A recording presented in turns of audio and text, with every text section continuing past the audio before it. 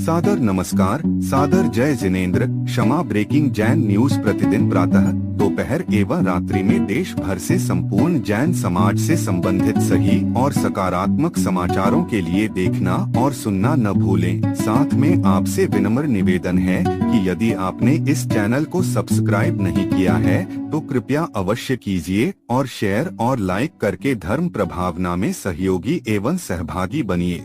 भगवान पार्श्वनाथ धाम काकोरी में स्थित साधु सेवा धाम आगम के पथ पर चलने वाले ऐसे दिगंबर जैन मुनिराज, आरिका माता जी व अन्य त्यागी व्रतियों के विश्राम एवं आहार की पूर्ण व्यवस्था कर रहा है, जो अत्यंत वृद्ध अवस्था में है या रोग ग्रस्त है। आप भी इस पुण्य कार्य में सहभागी बने और पुण्य के भागीदार बने। एक दिन के चौके की राशि मात्र 2100 रूपए। 10 साल की पात्रता, जिसमें आपके नाम से साल में 2 बार चौका लगेगा, जिसकी राशि मात्र 11,000 रूपए है। आजीवन साल में 2 बार आपके नाम से चौका लगेगा तथा आपका नाम शिलापट पर लिखा जाएगा। राशि मात्र 25,000 रूपए है। 1 माह की पूजन राशि मात्र 3100 रूपए। दान जमा करने हेतु खाता विवरण भगवान Parshvanath Dham trust, bank of Baroda, Chowk branch, Lucknow. खाता संख्या 0645010029 IFSC कोड BARBO LUCKNO। संपर्क सूत्र 9452017984 7007783995।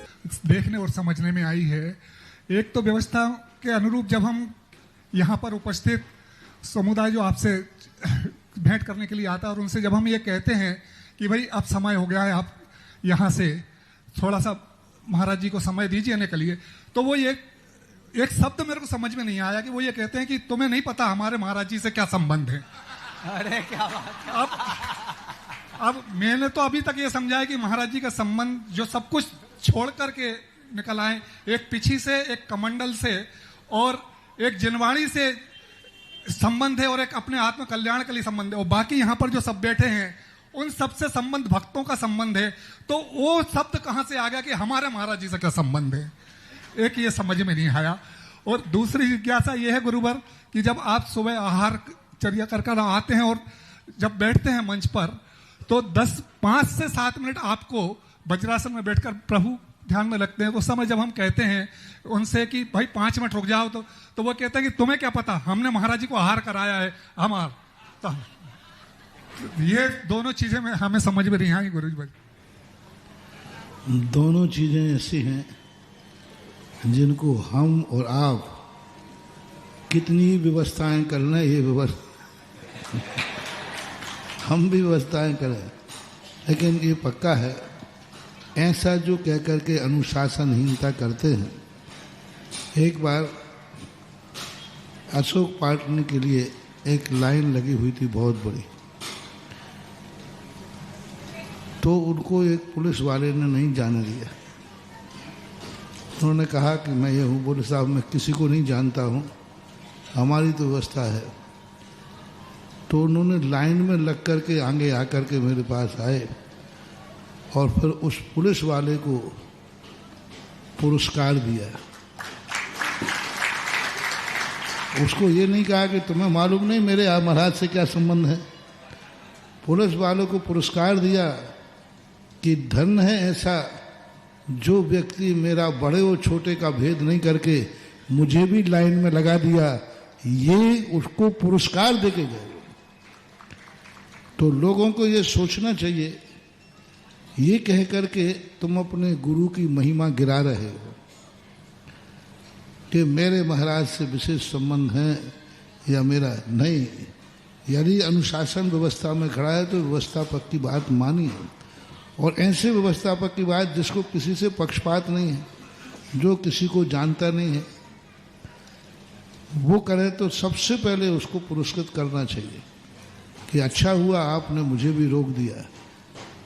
चौकों में भी कई लोग इतनी दादागिरी करते हैं, वो बच्चे तुम्हारी व्यवस्था के लिए जाते हैं, वो थोड़ा अनुशासन बनाते हैं, तो उस अनुशासन को मानना चाहिए। कई बार वो झगड़ा करने लग जाते हैं और झगड़ा कर करके और अपना करते तो कुछ नहीं होने वाला महान बाबा। यदि व्यवस्था की अनुशासनहीनता करके तुमने हार दे भी लिया तो कोई पुण्य नहीं लगना। आपने यदि इनको व्यवस्था को उल्लंघन करके आपने कुछ कर भी लिया कि हाँ इतना कह सकते हो कोई बात नहीं, मेरी बात महाराज तक भेज दें, मेरा समाचार महाराज को भेज दें, एक पर्ची पे लिख दें, बस उसके आगे हम आपके जिद नहीं करना चाहिए। जो ड्यूटी पर है उसके लिए जिद नहीं करना चाहिए। एक बहुत अच्छा प्रसंग रामायण में आता है कि रामचंद्र जी अंतरंग में किसी काल आदि कोई नाम आता है, पूरा नाम पता नहीं, अंत में मीटिंग कर रहे थे और काल ने आके कहा था कि प्रभु आप जिस काम के लिए यहाँ आए थे वो काम पूरा हो गया है, इसलिए आपको अपने मूल धाम पर पधारना चाहिए। तो उस डिस्कशन के लिए उन्होंने कहा मुझे अकेले में समय चाहिए, पर शर्त है कि उस समय ड्यूटी पर ऐसा व्यक्ति खड़ा करो जो किसी से कंप्रोमाइज न करे,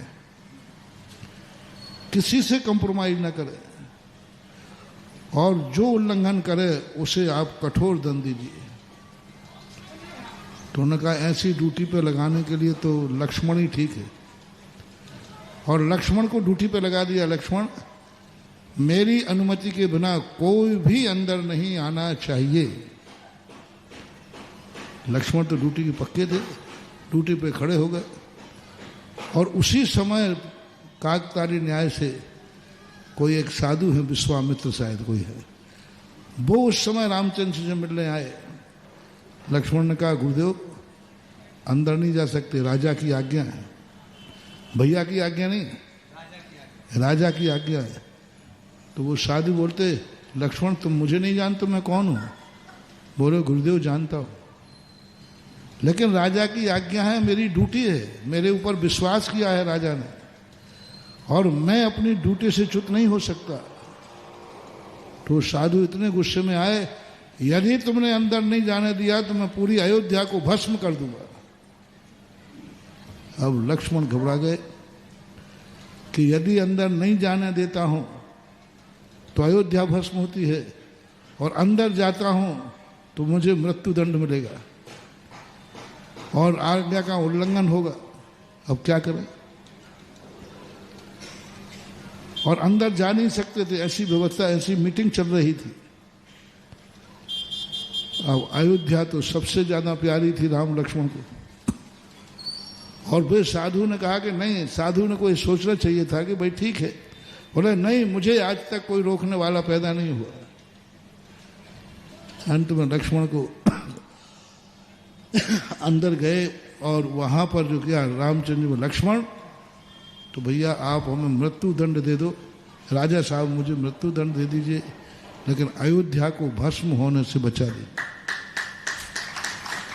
वहां कहने का अभिप्राय ये है कि जिस समय ड्यूटी पर है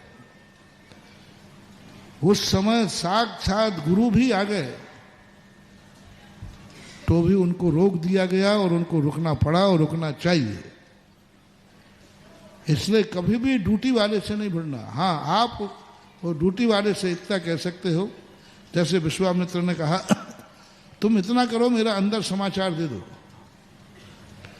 तो लक्ष्मण कहते मैं समाचार देने भी नहीं जा सकता, वहां आदेश है, तब का नहीं, समाचार तो तुम्हें भेजना पड़ेगा।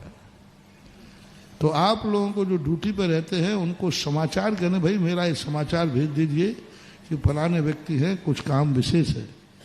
बाकी ड्यूटी पर जो है उसकी पूर्णता बात को मानना चाहिए, और उसमें भी ऐसे ड्यूटी पे जिनको किसी से कोई लेना देना, कोई पक्षपात नहीं है, वो सही ड्यूटी पर में रहते हैं।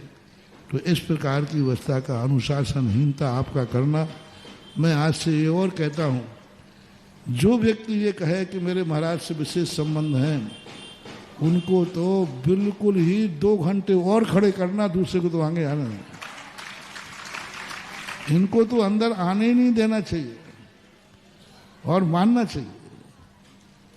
यदि कमरे में से सबको निकाल रहे हैं तो लोग कहते अरे साहब सबको निकालो, मैं तो वीआईपी हूं। ये बहुत बड़ी उद्दंडता है, ये तुम्हारी भक्ति नहीं है, ये साधुओं को आप ब्लैकमेलिंग कर रहे हो, साधुओं पर अपना दबाव डाल रहे हो, साधुओं पर अपनी भक्ति का दबाव दिखा रहे हो कि मैं विशेष हूं, मुझे कौन निकालता है। ये सारी भक्ति तुम्हारी खत्म हो जाएगी जहां तुमने किया। उस समय सबसे पहले जब निकालने की बात आए तो जो निकटवर्ती हैं उनको सबसे पहले बाहर निकल जाना चाहिए कि नहीं साहब मैं निकलता हूँ, देखो मैं महाराज का विशेष हूँ फिर भी मैं बाहर जा रहा हूँ। और दूसरों के लिए कहना चाहिए देखो साहब तुम मालूम है कि मैं महाराज का बहुत पास में रहता हूँ, फिर भी जब इन्होंने रोक दिया तो मैं लाइन में लग गया कि नहीं। तो जो परिचित लोग हैं वो अनजाने लोगों के लिए आदर्श बने, ना कि सबको। कई लोग तो क्या करते हैं वैसे नहीं आएंगे, जब भीड़ करी होगी उन्हीं के बीच में से घुसेंगे ये दिखाने के लिए देखा मेरी पहुंच। एक व्यक्ति बाहर खड़ा था, वो पहले जाकर जा सकता था, वो नहीं गया, बोले पहले भीड़ आने दो। फिर भीड़ में से पीछे निकल के आया सबको मैं जा रहा हूं और सबको ये दिखा दिया देखा मेरी पहुंच कितनी है। ऐसे दिखाने वाले बहुत गलती कर रहे, बहुत गलती कर रहे। बल्कि सच्चा भक्त वो बनेगा दूसरों को आदर्श बनेगा। देखो मैं भक्त हूं लेकिन मैं भी पीछे खड़ा हो गया। एक दिन यहीं पर भैयावृत्ति के लिए शाम को लाइन लगती है, बहुत बड़ी लाइन थी। तो विजय ने बताया अशोक पाटनी आए तो वो दूसरे दरवाजे से ऊपर ले जाने के लिए बोले नहीं ये लाइन काहे की है, बोले भैयावृत्ति की, मैं इसी लाइन में लग के जाऊंगा। बैठा है क्या मुझे? हाँ वो नाम बोल दिया ना उसने, हमने जय हो, इसी ने सुनाया था। क्यों सुनाया था कि नहीं? उसने देखो कितने वो चाहे थे तो वीआईपी अलग से रास्ते से जा सकते थे, कोई नहीं रुक, लेकिन उन्होंने कहा नहीं मैं महाराज के पास जाऊंगा। ये सब कौन खड़े हैं? पूरी लाइन में नीचे से लगे और पूरी लाइन में जब उनका नंबर आया तब वो ऊपर पहुंचे। इसका नाम है भक्त और इसका नाम है भक्ति। जो अच्छे लगते होते हैं, जो साधु को अपनी हिटलर शाही दिखाते हैं और साधु के प्रति, कई तो ऐसे होते हैं मेरे से महाराज जी आप सोच लो, महाराज जी देखो ये मुझे बाहर निकाल रहा है। तो मैंने कहा अभी तो वो ही निकाल रहा है, फिर मैं भी निकाल दूंगा, और तुझे नहीं निकलना है तो मैं निकल जाऊं। तो कई लोग क्या है भक्ति का या किसी चीज का रौब दिखाते हैं, रौब, मैं कोई हूं, मैं रौब दिखाते हैं। तो ऐसे रौब दिखाने वालों को तो फिर बढ़िया थिंगा दिखाना चाहिए। एक बार राजस्थान में व्यक्ति ने कहा, बोले महाराज जी वो हमारा विशेष भक्त था, उन्होंने कहा महाराज जी आपको वहां चलना है, मैंने कह दिया। तो मैंने कहा भैया तुमने कह दिया तो मैं क्या करूं? अरे महाराज इज्जत का सवाल है, हमने कह दिया तो वो जानते हैं कि महाराज के विशेष हैं, कह दिया। तो मैंने कहा भैया मैं तो नहीं जाऊंगा वहां। बोले महाराज मैंने कह दिया। मैंने कहा भाई तुमने कह दिया तो तुम जाओ। नहीं मैंने आपका कह दिया विशेष। मैंने कहा मैं तो नहीं जाऊंगा, मेरा रास्ता ही नहीं वो है। बोले साहब देख लो आज के बाद फिर हम तुम्हारे नहीं, हम तुम्हारे नहीं। तो मैंने कहा मैं तो पहले ही नहीं मानता हूं कि हम तुम्हारे हो तुम हमारे हो। जिन्होंने जन्म दिया इतना बड़ा पाला वो ही मेरे नहीं रहे तो तू कहां से रहेगा? मैंने कहा पधारो। तो ये जो दादागिरी दिखाते हैं कि हम तुम्हारे हैं, मेरे लिए विशेष व्यवस्था होना चाहिए, विशेष वीआईपी होना चाहिए, ऐसे लोगों से संबंध टूट जाना ही श्रेष्ठ है। क्योंकि ऐसे लोग कहीं ना कहीं घातक बनेंगे, ये कहीं ना कहीं हिटलर शाही दिखाएंगे और कहीं ना कहीं ऐसा बुराई मानेंगे कि फिर वो जाकर के बहुत परेशान करते, नाक की नकील बन जाते। तो मैं तो ऐसे लोगों से तुरंत संबंध तोड़ देता हूं जो मुझे दबाव में, प्रभाव में और आंखें दिखाकर कहते महाराज जी देख लो आप, हाँ देख लिया, अब तू मेरा नहीं और मैं तेरा नहीं। तो ये बहुत बड़ी बात आपने कही। ऐसे लोगों के लिए बिल्कुल समझना चाहिए ये सच्चा भक्त नहीं। अच्छे भक्तों के लिए निर्देशन है, जब कमरे में से निकाला जाए सबसे पहले निकलो। आहार देने के लिए, अरे तुम सोचो रे भक्तों, तुम भीड़ तोड़ करके आगे आ रहे हो, तुम सबसे पीछे लगो और आनंद मनाओ। मेरे गुरु के लिए आहार देखो लाइन लगा के लोग दे रहे हैं, मैं तो पीछे दूंगा, मैं तो सबसे पीछे दे दूंगा, सबको दिलाऊंगा पहले। यदि सच्चा भक्त होगा तो सबको दिलाने के बाद देगा और ये भी कहेगा मुझे देने मिले या नहीं मिले, लेकिन इन सबको देने मिल जाए, वो है सच्चा भक्त। मुझे नहीं मिले तो कोई बात नहीं, लेकिन भक्त क्या कहते हैं, नहीं हटो जी, मैं भगवान महाराज का विशेष भक्त हूँ, हमें पहले नंबर आना चाहिए। तो हार तो दे लोगे गुंडागिर्दी से, लेकिन उसका पुण्य कुछ भी नहीं लगना है। इसलिए भट्ट साहब ने जो बात कही, ये सबके लिए बहुत बहुत विचारणीय है। ये भक्तों का लक्षण नहीं है, ये हिटलर शाही का लक्षण है। अपनी भक्ति को ब्लैकमेलिंग करना, अपनी भक्ति को भंजाना, ये दादागिरी कहलाती है। इससे पुण्यबंध नहीं होगा, बल्कि ये पुण्य भक्ति तुम्हारी प्रदर्शन का रूप बन जाएगी, वो बेकार जाएगी। ब्रह्मचारिणी बहन संध्या दीदी जिज्ञासा दूसरा रखें। क्या था? बस यही दोनों हो गई महाराज जी, यही थी दोनों। आहार का आपने बोल दिया। ब्रह्मचारिणी बहन,